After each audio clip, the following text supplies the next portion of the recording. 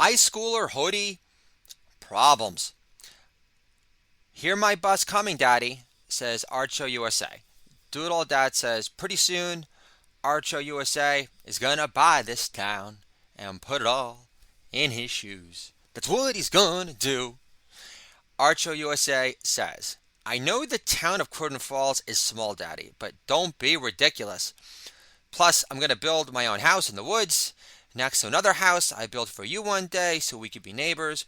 Plus, if I put the whole town of Croton Falls in my shoe, everyone will bother me in the woods to pick up their mail since I've absorbed the post office in my shoe, which defeats the purpose of me living in the woods in the first place, Daddy. Got to go now, or I'll miss the bus. Love you, Daddy. But only if you keep on rocking the high schooler Hoodie look, or I'll stab you with our sharpest knife for real. Art Show USA whizzes across the street to catch his bus in time in one spark smooth motion, which fills his doodle dad's heart with tremendous nakas, which means vicarious joy derived from your kid in Yiddish, especially when your 7-year-old son, otherwise known as number one Capricorn, born on New Year's Day, becomes more grown up every day. Yeah, yeah, yeah! Vince Vaughn and Chicago Lives, all in one swoop. Holla! Thank you very much!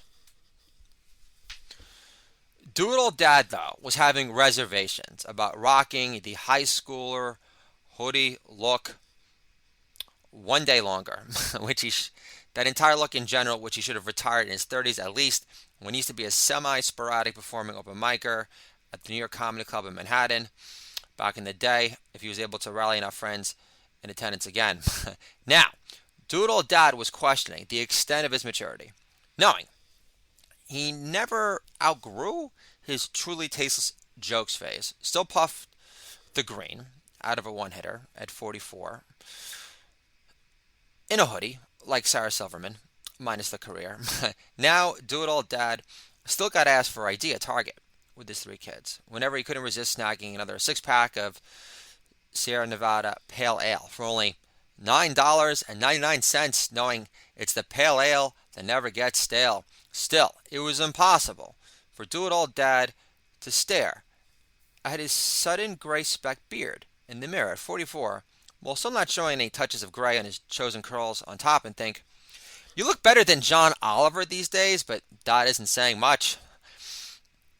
Can't wait to see his new segment on the Biden inauguration called The Day Democracy Died. I wonder if Bean Brett tonight possesses the balls to make a joke about a third political party emerging called the Bernie Mass Party. Holla! Thank you very much!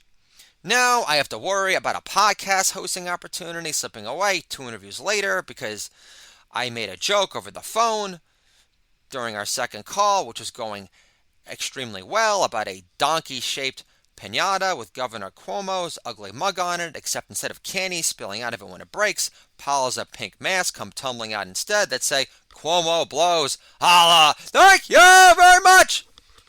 Which got a big cathartic laugh out of my future potential benefactor at the time. I'm so tired of acting like some regrettable, after the fact, gun-shy stiff out of fear of never getting a job again in a post-woke corporate America gone wild. At the same time, I'm tired of rushing to delete my digital footprint on my blog and on my podcast out of fear of never being able to snag a freaking comedy manager ever, because I dared to make fun of Obama for gifting Iran $150 billion for overseas manufacturing jobs for Build-A-Bear to make their economy less reliant on the sale of hair removal products for the Kardashians. That one's for Kanye, who lives through my Doodle Dad shtick. Holla! Thank you very much! At the same time, why do I have to be dressed up in a Brooks Brother button-down and freaking jeans, the matching belt, to feel more dressed to impress the internet? One Love Entertainment gatekeepers on my Doodle Dad Your podcast, which is only audio anyway, I'm obviously not winning any fans in Cupertino. I'm not going to be on New and Notable anytime in my lifetime. Considering 400 episodes later, I have enough Michelle jokes to make Joan Rivers blush. Holla! Joan lives! Thank you very much!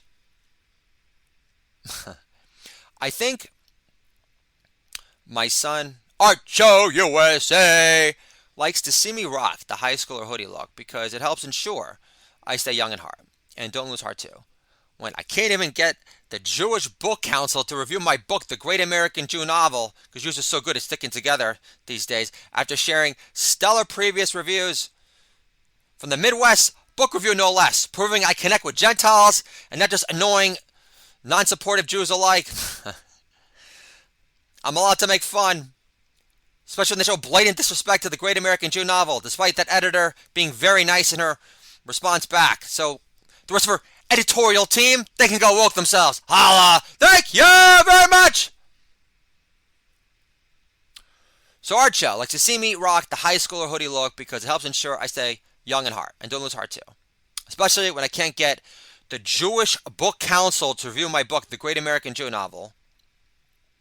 Especially knowing that they have no problem promoting books by an atheist has-been, David Cross, who hasn't made a good W joke in 15 years at least, or even created a edgy insult about Laura Bush on Twitter for that matter, after she just wrote a book called Texas Librarians Know Best.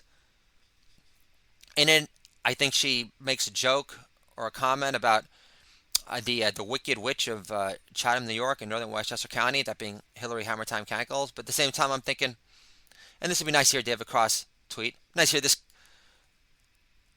edgy one-liner to continue his ruthless attack against W and that crime-ridden family. Would have been nice to hear while comparing Laura to Hillary. Would have been nice to hear, hey, at least Hillary showed the balls to get rich or die trying, bitch. Holla! Thank you very much! Which reminds me of the time that, of course, no one talked about in the media, but this is right before Hillary was running for election. It sort of seems like eons ago, before she became a two-time loser, alcoholic deplorable. And she tried to get her MetroCard to work. A big photo op. It was up in like Harlem. She was in the subway. It took her 5 times to get her MetroCard to work. So much for her trying to project the image of her not losing touch with the common people like De Niro and Bronxdale. But by the 5th swipe, you could see Hillary give herself a pep talk and say, black people are watching. You know, super predators. Get it together, bitch. You can do it! Holla! Thank you very much!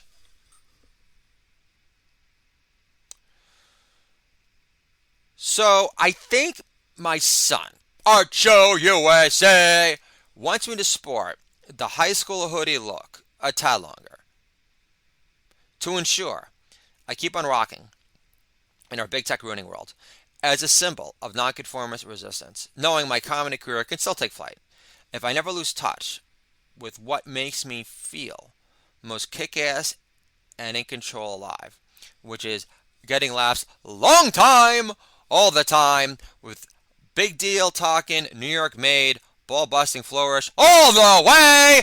Frank Sinatra lives! Holla! Thank you very much!